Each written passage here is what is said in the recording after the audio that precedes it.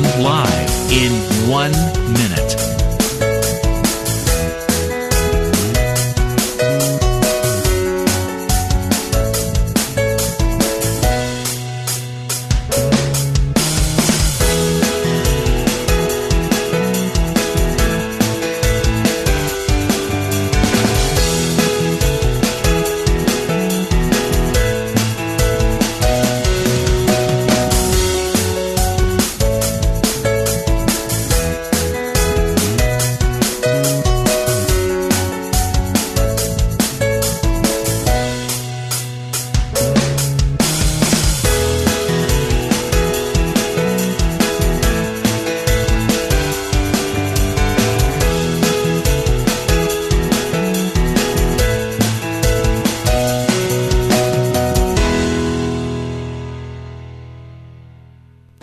Welcome to Lynn Cullen Live at pghcitypaper.com. Email your questions and comments to Lynn at pghcitypaper.com.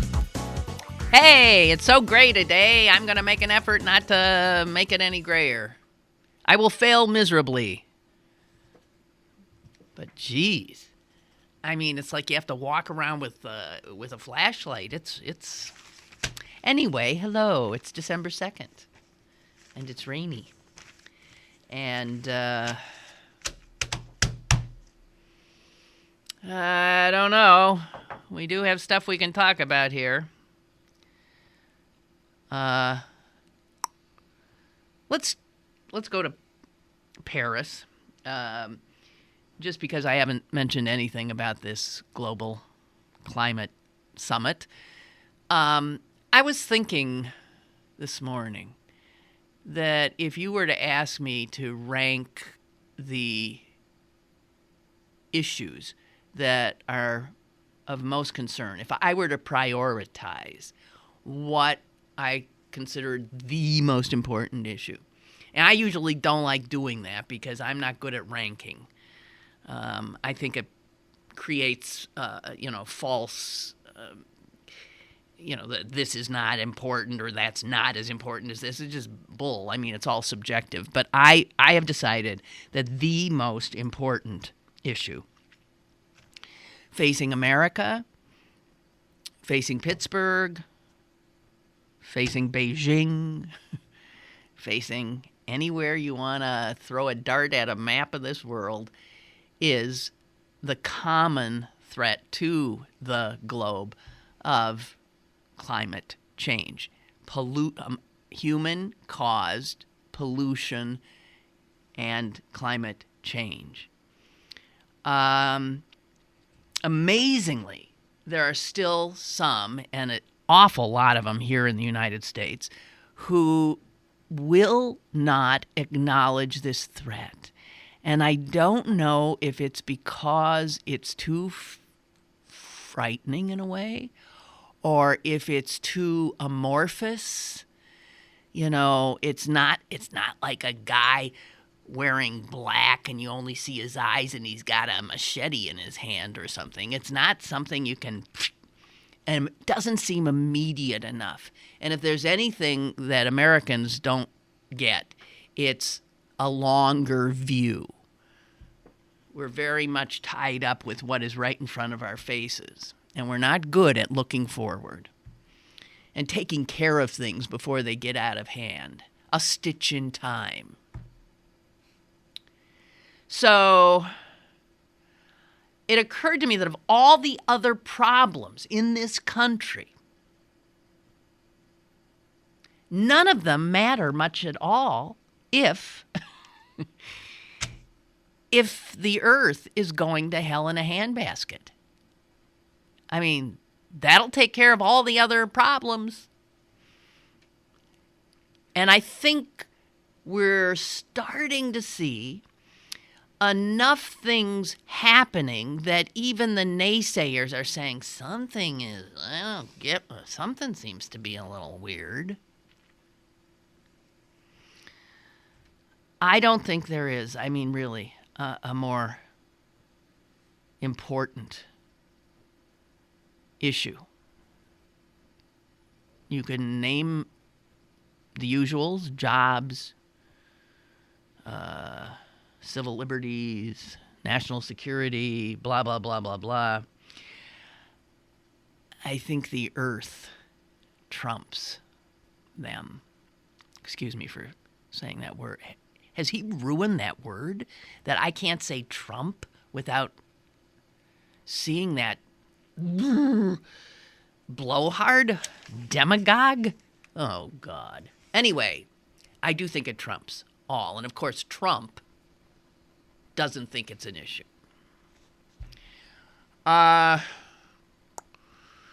So, I want to introduce you to a guy. His name is, I'll find it here. I had it. His name is Tony DeBrum. Strange name. Tony DeBrum. Where do you think Tony'd be from? Well, it turns out he's from the Marshall Islands, which are a scattering of little teeny reefs and islands, generally not more than a mile wide. But tens of thousands of people call it home, and it is a nation, Marshall Islands. He happens to be the foreign minister. He's in Paris. And for a foreign minister from a little country, he gets a lot of attention. The reason being, his country is on the front lines. His country sits 6 feet above, at best, 6 feet above sea level. The encroachment of the ocean into his country is already clearly evident, causing great difficulty. And in fact, he tells people in Paris that his country could well be gone in 30 years. Wiped out. That's a country wiped out. Guess what other country? A lot of it could get wiped out. Maybe 30 years. And it's a very populous country, unlike the Marshall Islands. And I'd be speaking of Sri Lanka, I think. Or is it Bangladesh? I'm showing my American lack of geography. I think it's Sri Lanka or Bangladesh. Somewhere I had seen, and if I can find it, that the percentage of that country that could well be underwater by 2050, which, guys, is right around the corner. It's Bangladesh. And 17%, almost a fifth of Bangladesh, could also be gone. But here's the thing, Bangladesh is home to millions and millions and millions of people. So they're saying as that approaches and as the ocean encroaches, you're going to see about 18 million Bangladeshis in the next decades running. Marshall Islanders are already, they'd be wiped out. And here's what's interesting about Marshall Islands. Tony Lebrun, the foreign minister, has a memory from his childhood, being about 7 or 8 years old, and looking at the horizon. He was with his grandfather, looking at the horizon and seeing a huge, he remembered it as orange, mushroom cloud.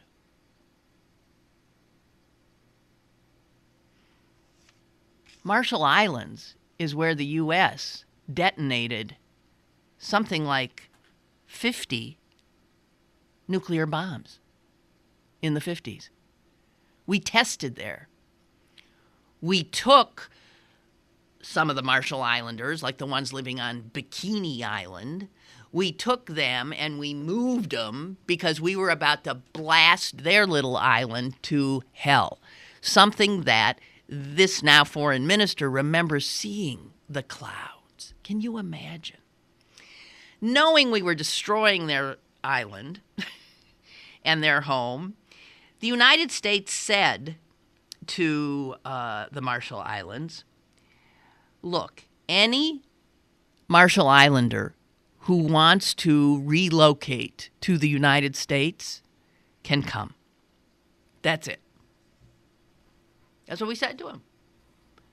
Since we're creating a nuclear wasteland here, maybe you'd like to come, and you can come. A lot of them did.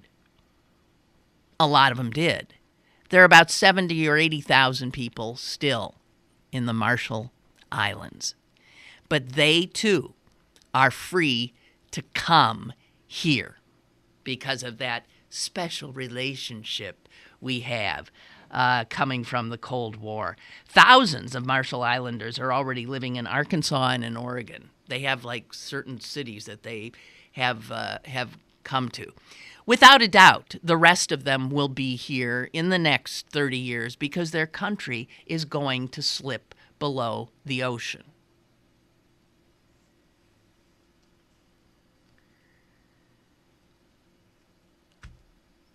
Taking in 70, 80,000 Marshall Islanders is not much of a stretch. What are you going to do with the 18 million Bangladeshis? And we haven't even talked about others in coastal lands, including New Orleans, including the U.S., who are going to be uprooted. The political and social ramifications of these displaced people, displaced communities, displaced major cities. Major cities tend to be on water. Will be huge. If you think there's a more pressing problem that has the potential of creating such chaos, I'd sure like to hear what it is. This trumps, there it is again, ISIS a million times over. A million times over. So here's this poor little foreign minister of this sinking nation. And he shows up all over. He's at the UN. He's there. He's been sounding the trumpet about what is happening. He's been the canary in the coal mine. And a lot of nations don't even hear him. I want to read something. This is so... Here it is. Here's the world in a little nutshell. At a recent conference convened to draft the Paris Accord, the Environment Minister of India listened to the pleas of Tony de Bruyn, of his country literally disappearing, of the fact that his nation will cease to exist. And do you know what the environmental minister of India listening said? He actually said to him, brusquely, according to the New York Times, so what?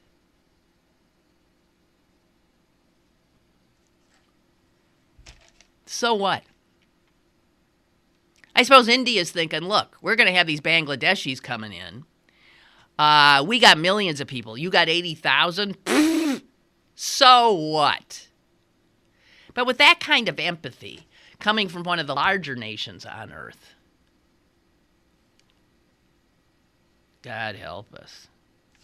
So anyway, what's happening in Paris is really, really, really important.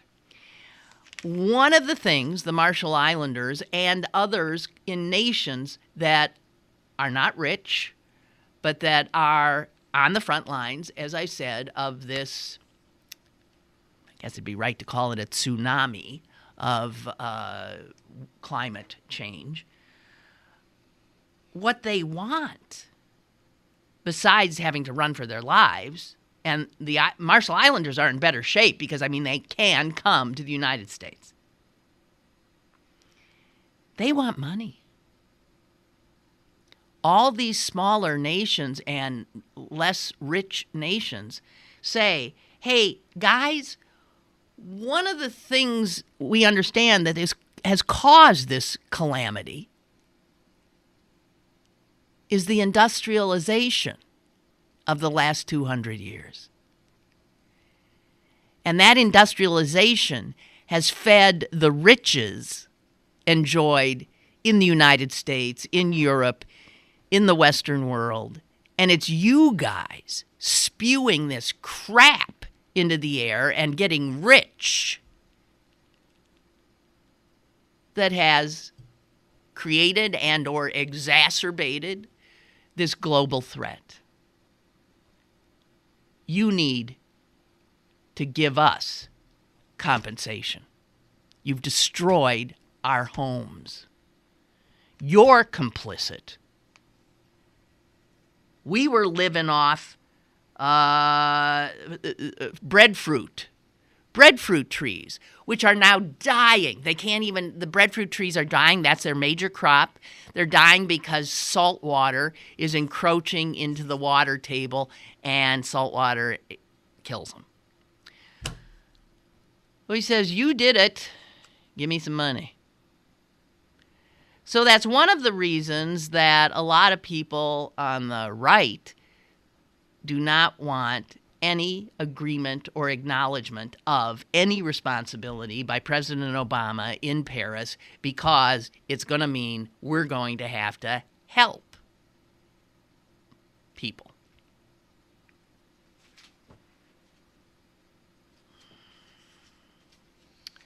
Which is why, of course, the Republicans have already done what they do so often, and that is undercut the president, or attempt to undercut him. So while he's in Paris telling the world that we're on top of this and we will be in a leadership role and we aim to do the right thing, the Congress, the Republican Congress, passed two measures. Maybe you missed this, because I don't think Newsies even covers Congress anymore. I mean, why bother? Nothing much happens. And when it does, it's this. They passed a resolution to scuttle, get this, the Environmental Protection Agency rules that would cut carbon emissions from existing and future coal-fired power plants.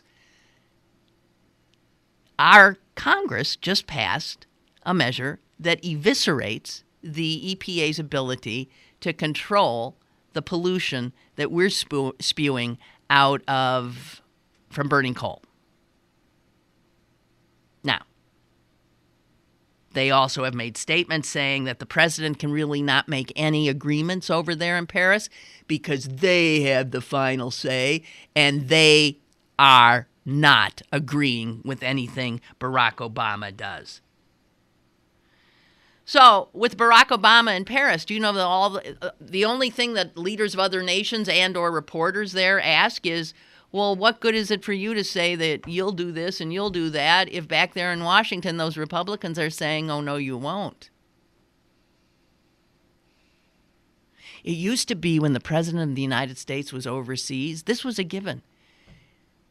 The opposing party would never undercut, would not speak ill, would keep their powder dry, I believe is what it's called. They would not, while the president is overseas, undercut his power and prestige.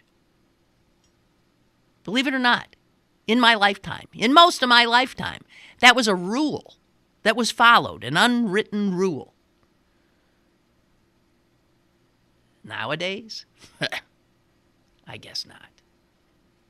And here's the thing. Again, the Republicans are grandstanding because the president's just going to veto this. And they don't have the votes to override the veto. So, as usual, it's just time-consuming, propagandistic, stick-in-the-eye bluster, waste of time, energy, and taxpayer dollars. As usual, the Republicans are not doing their job. 25 states, led by Texas and West Virginia, almost all of them led by Republicans, are also legally challenging a lot of the president's environmental directives.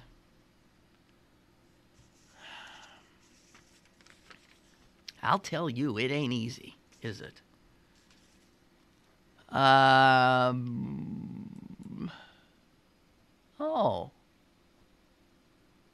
Vedant says he's listening to my show in his car. Hi. And he sent me something, thought this was relevant, about Chicago's GOP purchase of electoral offices. Oh, God. I haven't read it, but I will, and we'll take that. There are Republicans in Chicago? Is there a last name associated with that? Huh? Is there a last name associated with that account? Yeah, but I don't want to say it. Right, true. Okay. And William writes, you've got it right. The ability of the planet to sustain us beats everything else. He didn't use the word Trump. It beats everything else. I compare the whole thing, he says, to a chess game. Politicians are used to thinking of life as a chess game, and each chess piece is an issue. This piece is the economy, that piece over there is national security. Politicians have become used to believing that maybe ecology is worth one pawn. Some were nice enough to give it 2 pawns. Now, at last, some think that ecology is worth a knight or a bishop or a rook, and it will still be a long time before anyone finally decides it's worth a queen or the king itself. Yet even those analogies are wrong. Ecology is the chessboard and the table the chessboard sits on. You knock over the table, you knock over the chessboard, and everything else gets thrown hither and yon. Our games of political chess need to recognize this, and fast, the game players of political. Yeah, thank you. That was very, very poetic, William. Well said. Good metaphor. So there's this performance artist in Beijing, and he's been wandering around some of the best known and iconic places in Beijing, like Tiananmen Square. And he has a huge, shop vac. And what he's doing, he's walking around in this black soot that passes for air in Beijing. He's walking around and he's vacuuming. He's vacuuming the air. Okay? And he's been doing it for 100 days. He did it for 100 days, vacuuming Beijing's air. And then he has taken from the vacuum's canister the resulting crap that he has literally, he walks around like this, vacuuming air. And he's gotten enough crap out of the air in 100 days to sort of melt it down. I'm not sure how he pulled it together, but he's made this big brick of Beijing air. And he said, look at this. I mean, this always helps to be able to see something. Look at this. He says, nearly everyone living in Beijing has the equivalent of one of these bricks in their lungs, maybe 2 bricks in their lungs. They have it in their stomachs. Our children are building bricks in their lungs. I think that's a very, again, go from a chessboard metaphor to this performance artist in China. And You know, the smog is so bad in Beijing that people literally are being told to stay in their homes. They can't even go out. You cannot breathe. You cannot see. It's akin, actually, to what I understand you old people remember of Pittsburgh in the 40s and the 50s. That the sky would literally be dark. Well, it sort of is today, too. It would be dark at noon. That if you were wearing white, it was sooty. Well, that was Pittsburgh, when the pollution was just spewing into the air. And in China, it's spewing. So, the artist, leave it to the artist to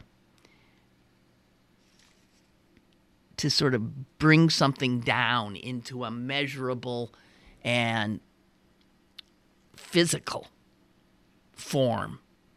Oh, particulate matter, you know, it's hard to care because you don't see it. You're breathing it in, it's sticking in your lungs, it'll kill you eventually. But you don't see it, so it's no threat. You're more afraid of some jerk in Syria.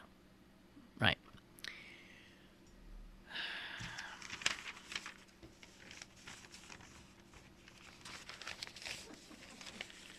What's so funny?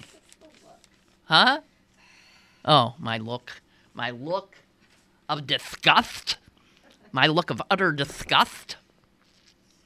Hey, here's good news. I wanna credit Mark Zuckerberg. Well done. That is pretty damn impressive. A lot of what he's done is, I guess, pretty damn impressive. But that he and his wife, upon the birth of their first child, have pledged their fortune to charity. You don't think it's... I'm sure they'll have more than a few billion to tide them over. I won't worry about them going to the poorhouse, but all of their... 99% of their stock in Facebook. So, if you keep 1% of your stock in Facebook and you're Mark Zuckerberg, you're still in the 1% and whatever else he has. But 99, that's $45 billion to charity. And all I can say is, well done. That is a true act of leadership for a very young man. He's 31. And I just hope that he and his wife are able to find the right kind of people to manage this endeavor so the money is well spent and given to people who will maximize every penny of it. I really do hope. But Mark Zuckerberg, thank you. I mean it, thank you. Oh. Now what? Oh, I'm trying to get Jean Marie Laskus on the show. She's been on the show quite often. She's a friend, Jean Marie. But she's hot right now, and she's in a whirlwind right now because it is her article in GQ that was the basis of the movie Concussion, which is coming out Christmas Day, and and it was her article that started the public's. She really ripped a curtain away. And the NFL, has had to, after trying mightily to suppress the work of the man who she heralds in her piece, Dr. Amalu, who's now in California, but as you know, worked for Cyril Wecht here when he did his life-changing science. And not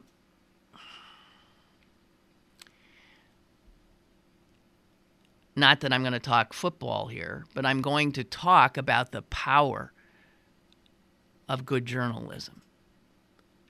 Because it was her journalism that obviously, first of all, it was Dr. Amalu's work, which the NFL tried with all its power, which we understand is substantial, to suppress, tried with venomous intent to destroy the reputation of Dr. Amalu, because his discovery of the injury to these players' brains potentially could destroy the goose that laid the golden egg, football.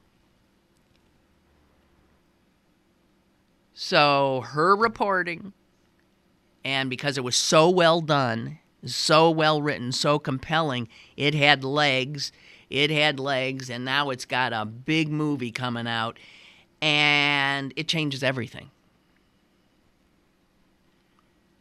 What one dogged scientist can do, and then one dogged journalist elevating his science to an audience that he couldn't get to otherwise.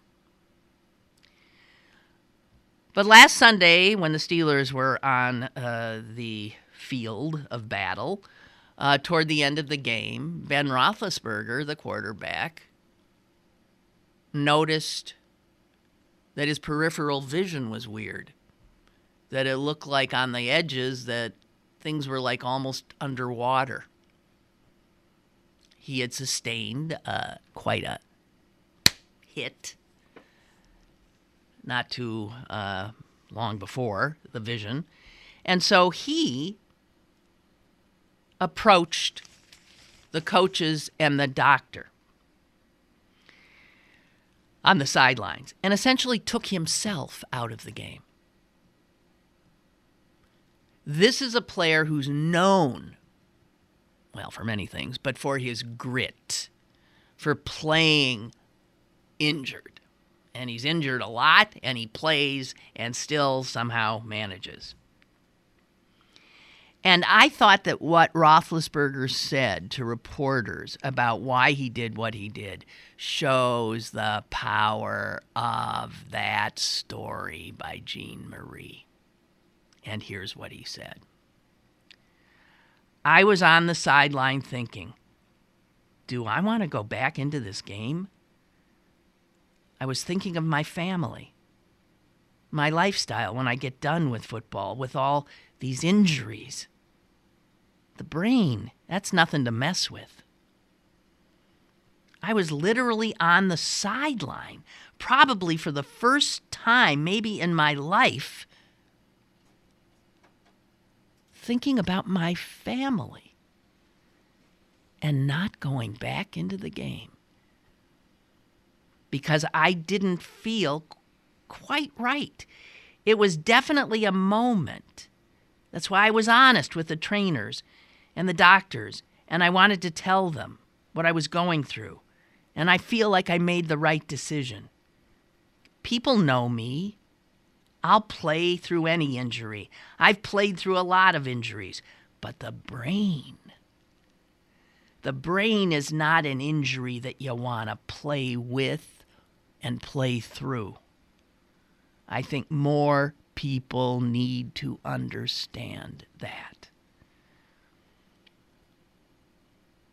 We play football, he went on, for such a short period of time in our lives.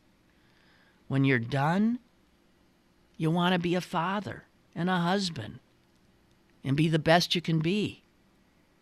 If I have these brain injuries, it's not worth it. You can have, when you're done playing, your knee replaced and your hip replaced and all kinds of surgeries. There's no brain replacement surgery. That brain is too valuable to mess with. I'm proud of myself. And I think more guys should do it and not try to be tough guys when it comes to the brain. I'm proud of Ben Roethlisberger for he's grown up. He's seeing a long view. I hope he hasn't seen it too late, and I hope he's not going to be one of the people whose brain is even now starting to eat itself away. He also said the news that Frank Gifford had this disease, which had not been known, was on his mind too. So I can't imagine anyone is calling him a quitter or a wimp. But it shows that he's grown in that he actually, this guy who loves this game and is good at this game, stood on the sideline and thought it's a game and I've got a whole life ahead of me with my children and my wife, and I don't want to have my brain destroyed. I'm not going back into that game. More and more you will see that, and more you will see people not even wanting to play anymore at all.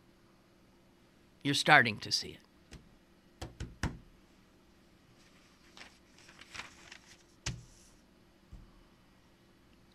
Powerful stuff.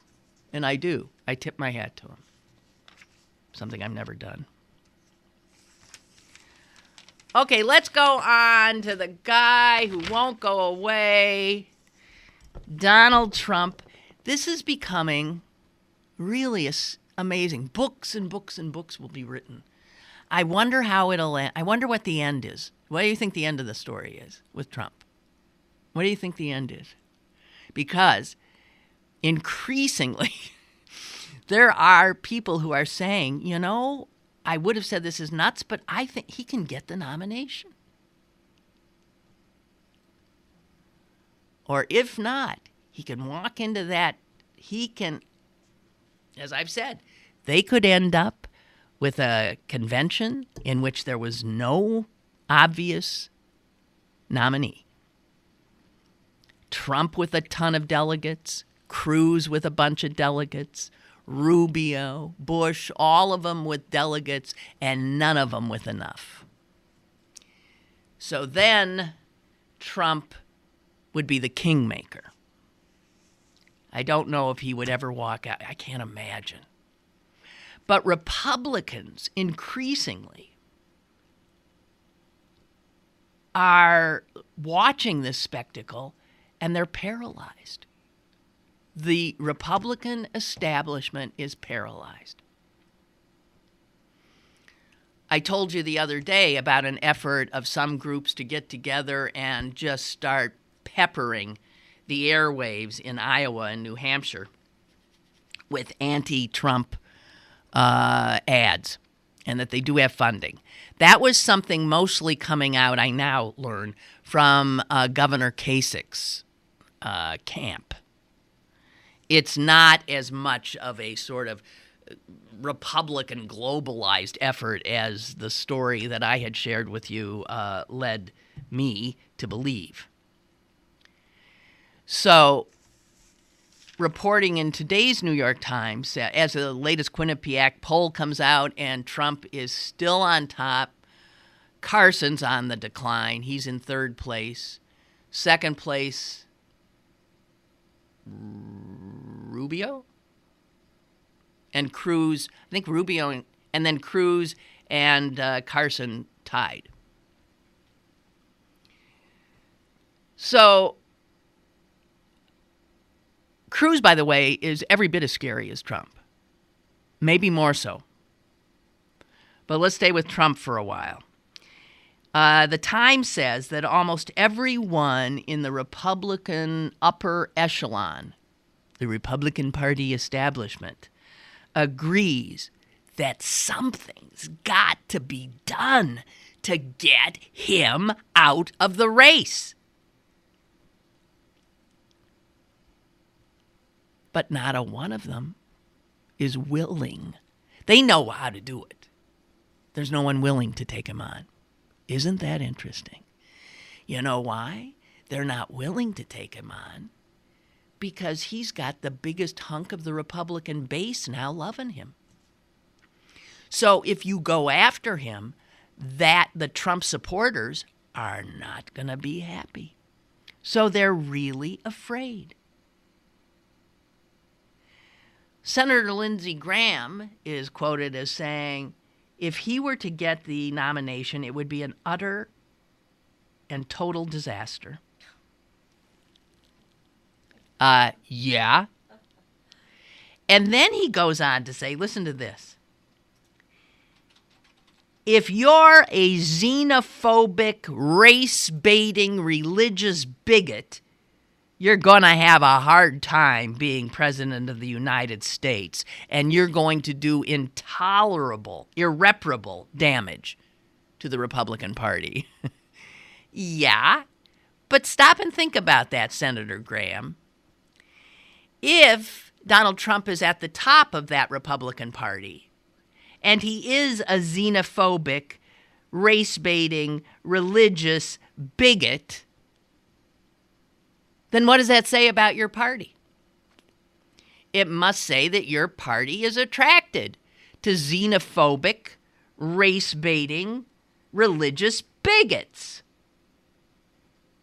So I think all Donald Trump is showing is what your party has become. That's all. You see it? You say utter catastrophe? Yeah, utter catastrophe. You see it? You're looking in the mirror. That is what you and Fox News have created in America. A possibility that Donald Trump could be the nominee of the Republican Party. That is what your rightward swing, you're pandering to racists, you're pandering to xenophobes, you're immigrant bashing. This is where it leads. They created a monster. They don't know what the hell to do. Because to try to kill the it's their monster. They kill their monster, they could kill themselves.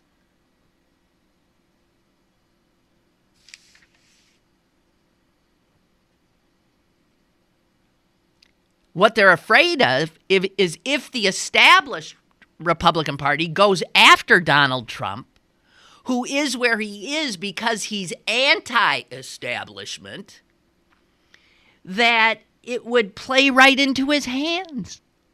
Oh, look who's trying to take me down, Trump will say. Look at them. They're scared of me. Because I'm telling the truth. They're scared of me. They want to take me out. It would only invigor his supporters.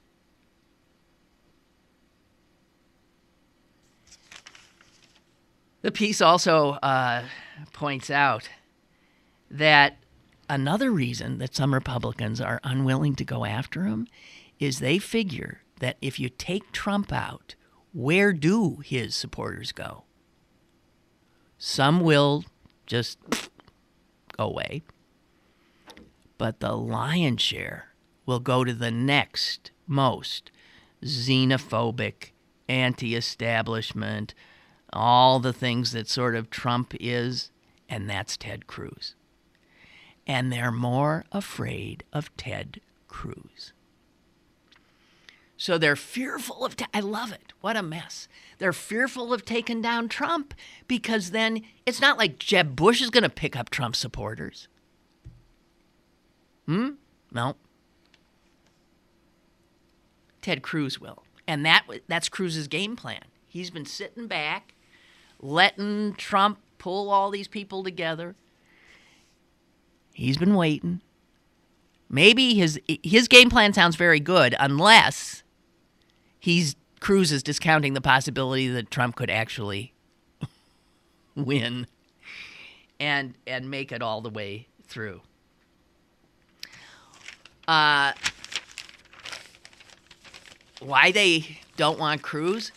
There's a piece, an op-ed piece in, who wrote it? Let me see. Oh, this is Frank Bruni.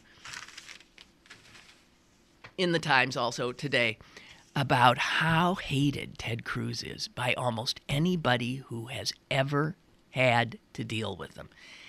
All the way down. They went back. They trying to find somebody to say something nice about Ted Cruz is like looking for the Holy Grail. It's like, I mean, a totally impossible job. He is detested. So in a popularity contest with Trump and Cruz among Republican, even establishment people, Trump wins it. They hate Cruz more. And they're scared to death of him.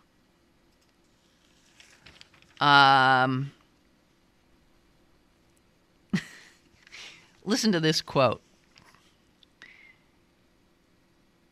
I would rather have anybody else be the president of the United States. Anybody. I would rather pick somebody from the phone book. Now, what Cruz enemy said that? His freshman roommate at Princeton. A guy who lived with a young Ted Cruz in Princeton for 2 semesters. And here's somebody who worked with him in the Bush administration. Why do people take such an instant dislike to Ted Cruz? It just saves time. That's a good line. Hated, grandstanding. I mean, in a profession of narcissists and egoists, he apparently is so above and beyond on the narcissistic scale that even the other narcissists are blown away. John Boehner, remember him? He was asked at a fundraiser last spring what he thought about Ted Cruz. And you know what Boehner's answer was?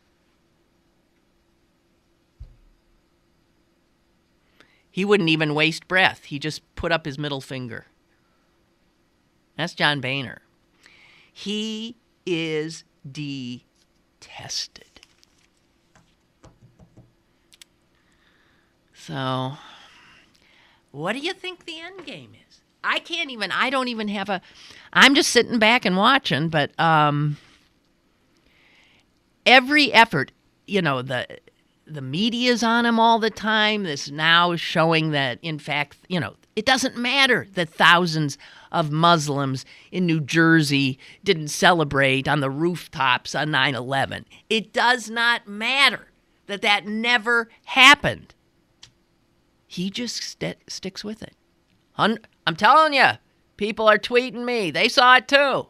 Isn't that amazing? You can just stand up there and say, I'm telling you, I saw it. It didn't happen. I'm used to politicians playing loosely with the truth. But I don't know that we've ever seen somebody as breathtakingly as Trump. Although, I don't know, a lot of the others are. I mean, Carly Fiorina's the same. Cruz is. They just say whatever they have to say.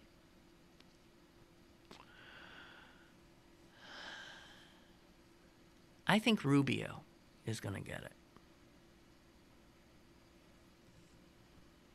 That's scary enough.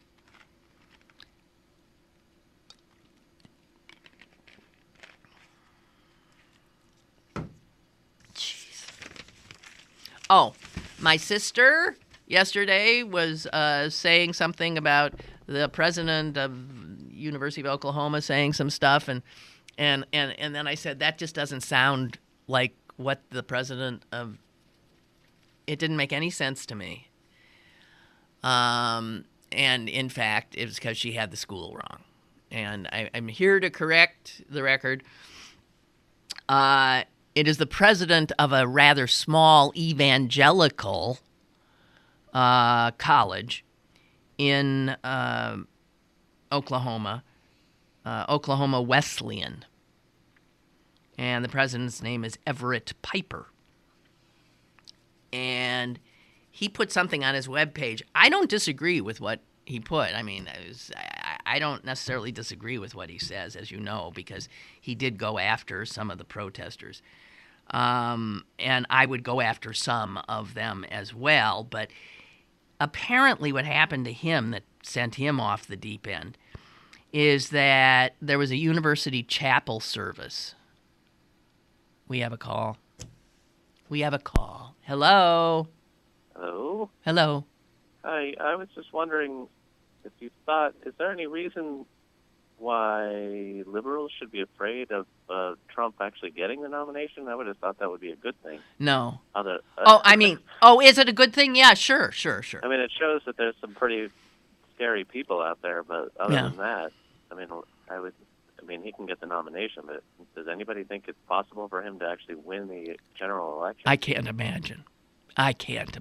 This country has gone, screwy, but I think there's enough sane Americans that you would see such a huge voter turnout to keep that from happening. Yeah, so... I mean, you would see the kind of debacle that the Republicans had with Barry Goldwater and that the Democrats had with George McGovern. Right. So let it happen, huh? I mean, I don't. Trump. I have to watch it. But ultimately, I can't help it. Every time I'm horrified and disgusted, to think, well, I guess this is ultimately, in the long run, good. It certainly will show. It'll hasten the demise of the Republican Party as it has evolved into this. I don't know. This anti-government thing that can't function anymore. Right.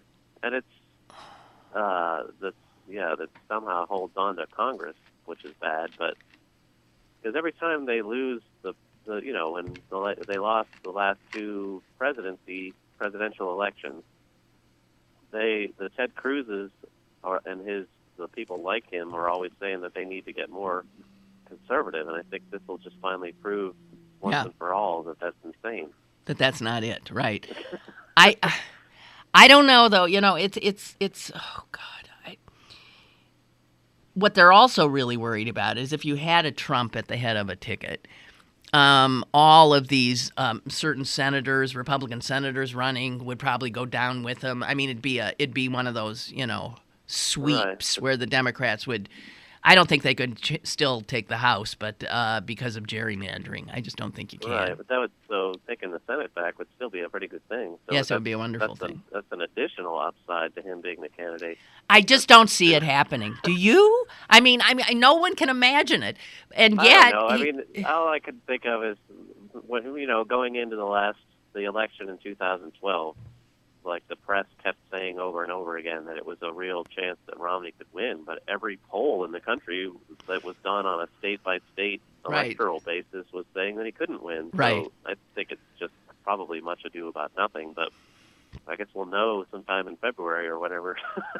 Well, if he hangs on for the next few months and gets himself into the primary season still alive and still on top, that means he's going to start picking up delegates, and that's what. And what I don't quite understand is I've heard these people saying the way the Republicans changed around their nomination that he's more likely to win, but I have to admit I don't really understand what. Well, those are sort of arcane rules, but apparently they put some rules in after Romney to make it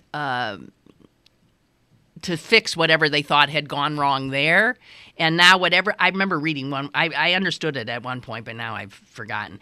But now those same rules, it looks like, could bite them.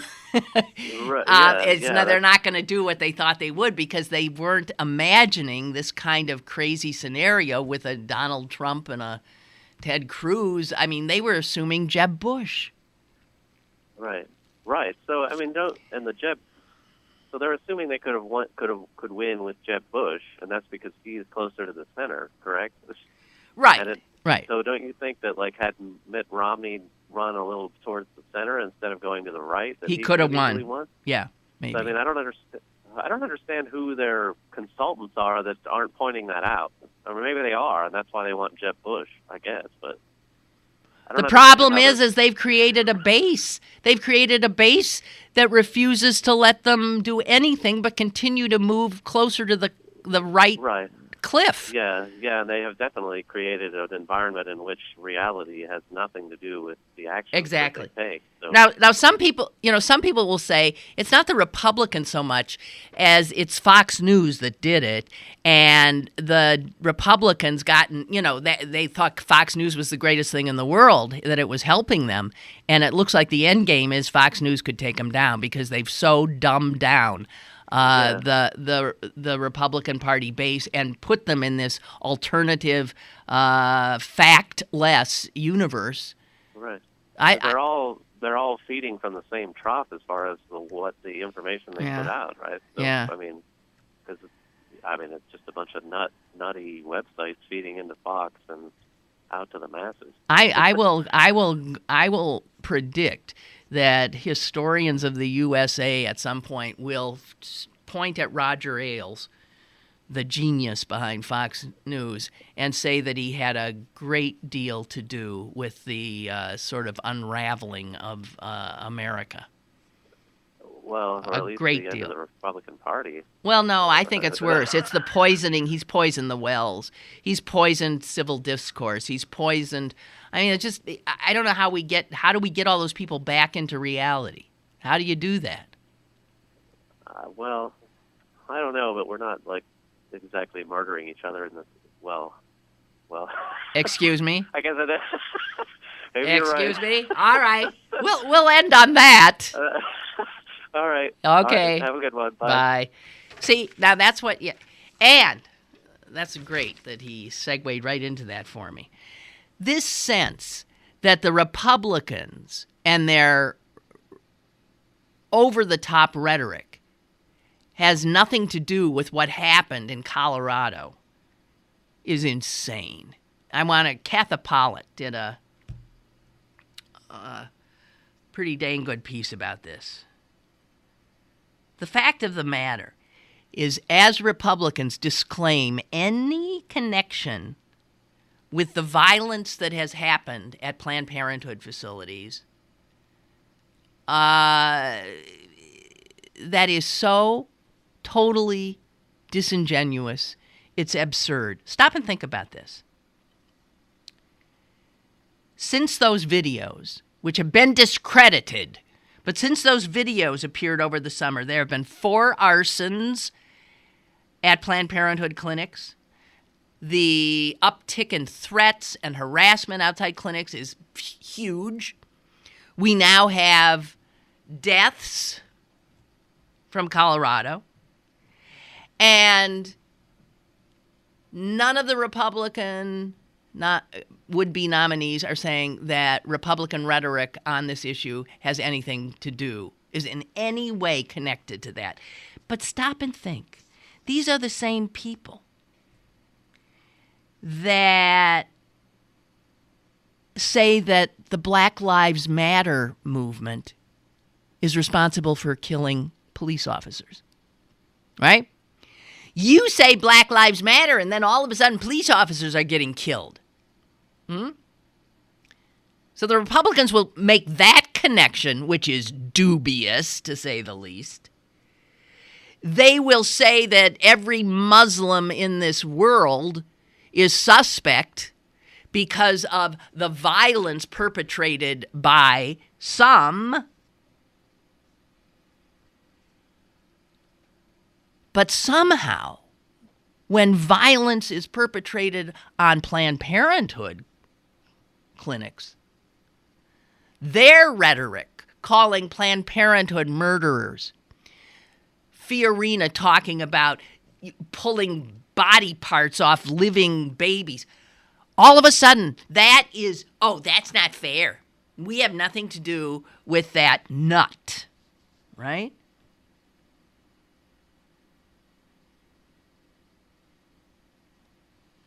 Ted Cruz. You know one of his big supporters? A guy named Troy Newman. He's the head of Operation Rescue. Troy Newman, ladies and gentlemen, who has openly called for the assassination of abortion providers. When questioned about why Ted Cruz would want someone calling for the murder of doctors in his support, he said he's grateful for Newman's endorsement. So, this right-wing rhetoric doesn't lead to violence. Let's look at all the domestic violence that has happened in this country, the domestic terror. The domestic terror. It is perpetrated almost in toto by right-wingers, by people who vote Republican, by people who buy all that crap that they spew, hook, line, and sinker, and then they act on it. Trump for president! I say, we got to get him the nomination. Got to get him the nomination. The callers made me think that's absolutely the right thing to do. It'll destroy the Republican Party for a long time. In my dreams. Because they'll still be strong in the South, in the West, less so, in those mountain states. It's unbelievable. Okay. Thank you very much. Thank you very much. Enjoy your great day. And I'll see you tomorrow.